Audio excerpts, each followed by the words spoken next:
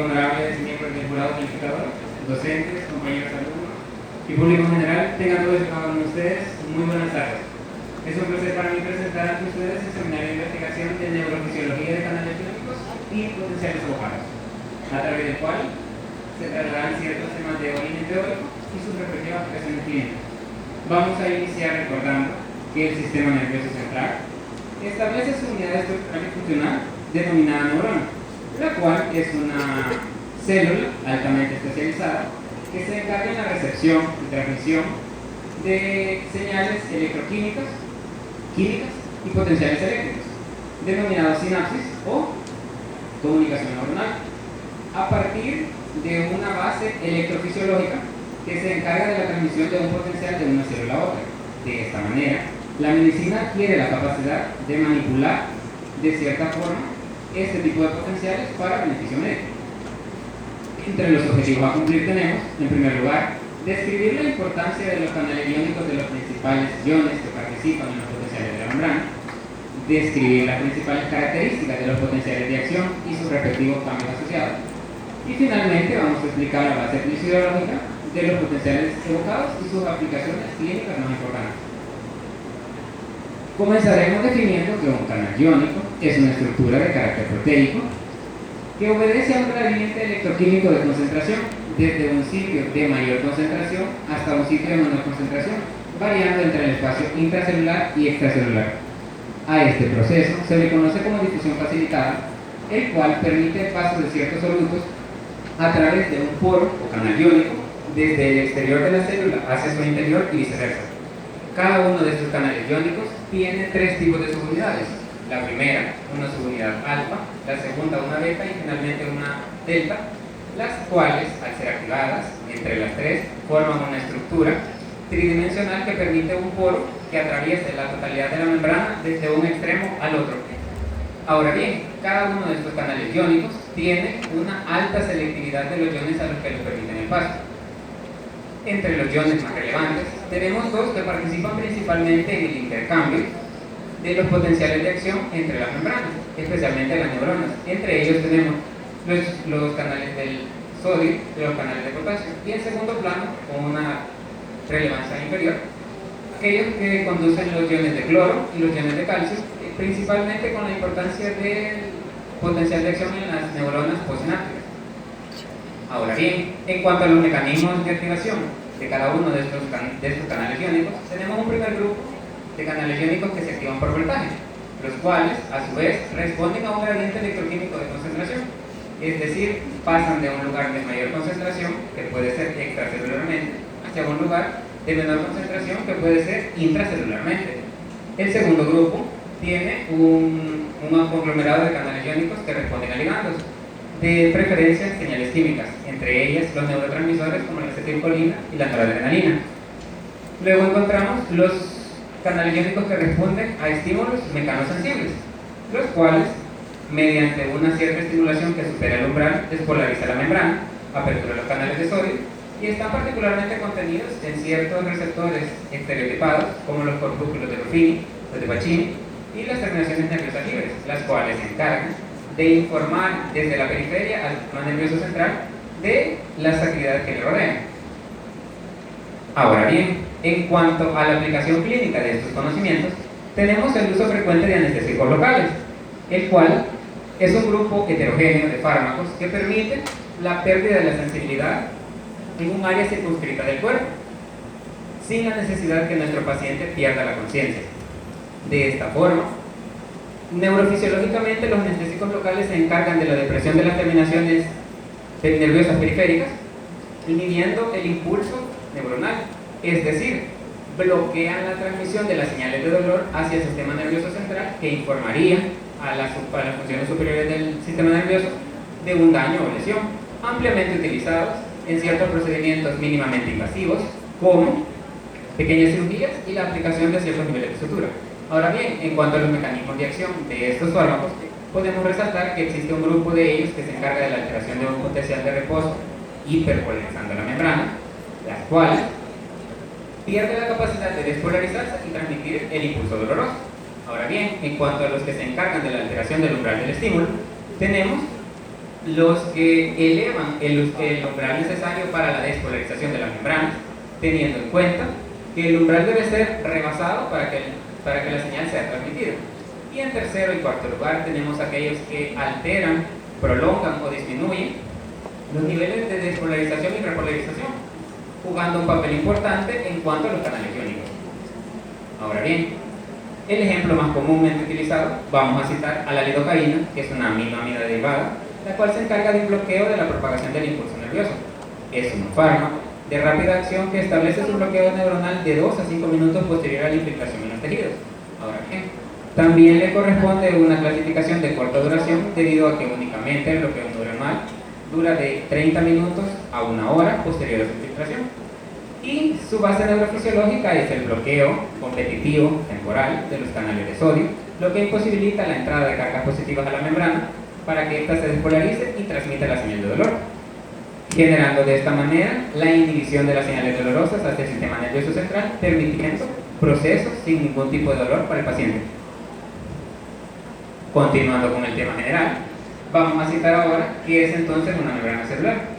La membrana celular es una estructura que delimita, protege, aísla a cada una de las células, en este caso a las neuronas, de su espacio extracelular interno. Ahora bien, es una barrera semipermeable constituida por una capa lipídica rica en fosfolípidos, la cual permite el traspaso de solutos de acuerdo a un cierto gradiente de concentración. Esta capa lipídica alberga un grupo de proteínas integrales, las cuales atraviesan la totalidad de la membrana desde un extremo al otro, incluyendo los canales iónicos. Ahora bien, también hay un grupo de proteínas periféricas, las cuales no atraviesan la totalidad de la membrana y se encuentran a una de ambas. Ahora bien, le corresponde a los grupos de aquellos receptores que se activan por ligandos o a las moléculas de interés inmunitario. En cuanto a los tipos de potenciales que las membranas pueden tener, es un potencial de membrana en reposo, el cual se genera cuando la membrana está completamente polarizada y es totalmente capaz de despolarizarse de un estímulo que supere el umbral y transmitir esta señal de una célula a otra. En segundo lugar, un potencial de membrana normal, en el cual su voltaje oscila entre los menos 85 y los 90 milivoltios, que está atravesando un periodo refractario reponiéndose de un estímulo anteriormente transmitido y está restableciendo su gradiente electroquímico de electronegatividad interna para permitir posteriormente la transmisión de una señal. Ahora bien, en cuanto al potencial de acción, tenemos que es aquel que se genera posterior a la despolarización de la membrana, iniciando con una apertura de canales de sodio. Ahora bien, en cuanto a las fases de un potencial de acción, vamos a citar que la primera de ellas es una fase de reposo, en la cual la membrana está totalmente polarizada, lista para que cuando aquel estímulo capaz y concerniente de superar su umbral, sea activada la secuencia de la apertura de los canales de sodio, entren las cargas positivas a la membrana y esta a su vez se despolariza y transmite la señal, llegando a la fase de despolarización, en la cual la entrada masiva de cargas iónicas de sodio permite la propagación de esta señal en toda la membrana celular y a su vez la transmisión hacia sus células consiguientes. Y finalmente, la fase de repolarización, que es la que consiste en el exceso de cargas iónicas positivas en el interior celular que ocasiona la apertura de los canales de potasio para liberar esta electropositividad que no es compatible con la célula. En cuanto a los dos canales iónicos principales para este tipo de potenciales de acción, vamos a citar en primer lugar al canal de sodio, que posee por naturaleza dos compuertas adaptadas a un gradiente electroquímico de concentración que permite el paso de este soluto, en el caso del ion sodio, hacia el interior de la célula cuando ésta recibe un estímulo totalmente capaz y genera su despolarización. Se dice que la permeabilidad de este canal oscila entre los 500 y 5000 unidades de sodio por milisegundo. Se encuentra inactivado en un voltaje de menos 90 milivoltios y se activa cuando el umbral es superado y el voltaje cambia de menos 90 milivoltios hasta un máximo de más 35. En segundo lugar, el canal iónico de potasio se encuentra cerrado en la polaridad de menos 90 milivoltios, obedece también a un gradiente electroquímico de concentración y se encuentra abierto cuando los canales de sodio están a punto de cerrarse o cerrando. Y esto obedece a la necesidad de la célula de eliminar cargas positivas adquiridas con el exceso de sodio intracelular. En cuanto a las neuronas en particular, deben cumplir para transmitir su señal la ley del todo o nada, que nos dice que el estímulo necesario para que estas membranas se despolaricen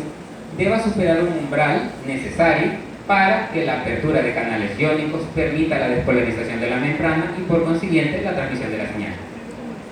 En cuanto a la aplicación clínica de este tipo de conocimientos, vamos a citar la intoxicación por órganos fosforados, iniciando con la presentación de que un órgano fosforado es una sustancia orgánica derivada de ésteres de ácido fosfórico, que están ampliamente contenidas en colorantes, pinturas, pesticidas, herbicidas y un amplio y heterogéneo grupo de químicos utilizados en la industria agrícola, y son altamente liposolubles, volátiles, que le permiten una fácil inhalación por vía aérea y una fácil administración por vía tópica por contacto accidental debido a los ácidos grasos de la piel. Presenta 3 tipos de toxicidad en cuanto a una contaminación por ellos y se reflejan confluenciándose en un común denominador conocido como síndrome colinérgico, el cual se caracteriza por la inhibición competitiva temporal semipermanente de la enzima acetilcolinesterasa, que fisiológicamente en su normalidad se encarga de degradar al neurotransmisor acetilcolina en las hendiduras sinápticas, por lo tanto eliminando la transmisión del impulso. De esta manera, cuando el exceso de acetilcolina en las hendiduras sinápticas se acumula, se depleta una alta tasa de bombardeo neuronal a todos los receptores, tanto muscarínicos como nicotínicos, de nivel colinérgico. Esto genera el aparecimiento de los síntomas que caracterizan un síndrome colinérgico. Entre ellas podemos citar la alteración de la conciencia, que puede generar cambios bruscos en la personalidad del paciente, una debilidad muscular acompañada de ataxia, que podría resultar imposibilitando al paciente de mantenerse en pie por sí mismo. Seguido de esto, el aumento de las actividades secretoras, como la micción, la sudoración y el aparecimiento de un signo denominado cialorrea, conocido como la extrasalivación anormal. Ahora bien, ciertos niveles de broncoespasmo debido a la sobreexcitación del músculo liso respiratorio, la presencia de náuseas y vómitos debido al reflejo vagal de estimulación parasimpática, la posibilidad o no del ocurrimiento de cefalea y finalmente, lo que pone en riesgo al paciente, el compromiso cardiorrespiratorio debido a la imposibilidad o fracaso del músculo diafragma de distender y contraer a los pulmones. Continuando con el tema, vamos a conocer ahora entonces qué es un potencial evocado. Vamos a decir que un potencial evocado es una herramienta diagnóstica que nos permite la valoración de ciertas vías neuronales, es decir, una red ordenada y organizada de una secuencia de neuronas que se encarga de transmitir un cierto tipo de estímulo. Estos tipos de estímulos pueden ser visuales, auditivos, táctiles, somatosensitivos en general, y este tipo de respuesta va a ser registrada mediante una medición de la respuesta cerebral a los estímulos. Parte de ese registro de respuesta se lo podemos ceder al electroencefalograma, que se realiza con un aparato denominado electroencefalógrafo que consta de 21 electrodos que se colocan en 4 regiones diferentes de la corteza del cráneo del paciente a nivel del cuero cabelludo para medir el dipolo eléctrico generado por las células de la corteza cerebral en 3 tipos de situaciones. En primer lugar, un cerebro en reposo, que se le indica al paciente su transición entre vigilia y sueño, indicado para aquellos pacientes con sospecha o presencia de convulsiones o incluso alteraciones de personalidad. Un cerebro en función, en el cual al paciente se le solicita que hiperventile o hipoventile de acuerdo a la sospecha del diagnóstico neurológico. Y finalmente un cerebro ante estímulos, que pueden ser visuales, fotorreceptores, somatosensitivos, auditivos y motores. Podemos citar entonces que un registro encefalográfico normal va a constar de 4 tipos de ritmos. Un ritmo alfa y un beta, que va a estar presente en la transición del estímulo del estímulo vigilia-sueño, en el cual el paciente va a necesitar pasar aproximadamente de 18 a 24 horas conectado al electroencefalógrafo para registrar sus cambios neuronales en cuanto a la sospecha neurológica. y el libro los dos ritmos restantes, el teta y el delta, presentes en los constantes estímulos a nivel cerebral, pero en particular en la transición entre un sueño REM y un sueño no REM. Ahora bien, la aplicación clínica de estos potenciales evocados se lo vamos a ceder a un potencial evocado de carácter auditivo. Este evalúa la vía auditiva en 7 tipos diferentes de ondas. 3 de ellas son bastante representativas. La primera mide la capacidad de las células ciliadas del órgano de Corti para convertir o captar las señales mecánicas captadas por el pabellón auricular y convertirlas a señales o impulsos eléctricos y mandarlas a través de la vía auditiva. La número 4 va a ceder la importante decusación a nivel del cuerpo trapezoide de la vía auditiva. Y finalmente la número 7, que mide la capacidad de la corteza auditiva primaria, ubicada en los hilos transversos del lóbulo temporal del córtex cerebral, para captar o recibir la completa señal captada por el pabellón auricular. Ahora bien, la medición de estos impulsos eléctricos va a medir la eficacia y capacidad de la vía auditiva en transformar las ondas mecánicas a impulsos nerviosos y transmitirlas hasta su destino final, que es el córtex cerebral.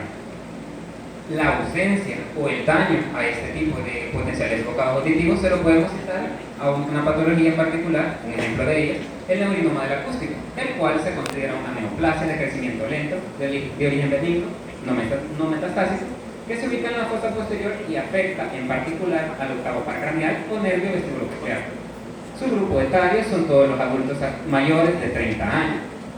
y se cataloga como una neurofibromatosis de tipo 2 que afecta específicamente a las células de Schwann que envuelven en una vaina de mielina y el nivel periférico de las raíces cocleares del octavo par craneal. Generalmente el diagnóstico se realiza mediante una medición de potenciales evocados auditivos indicados a pacientes que presentan o se quejan de una hipoacusia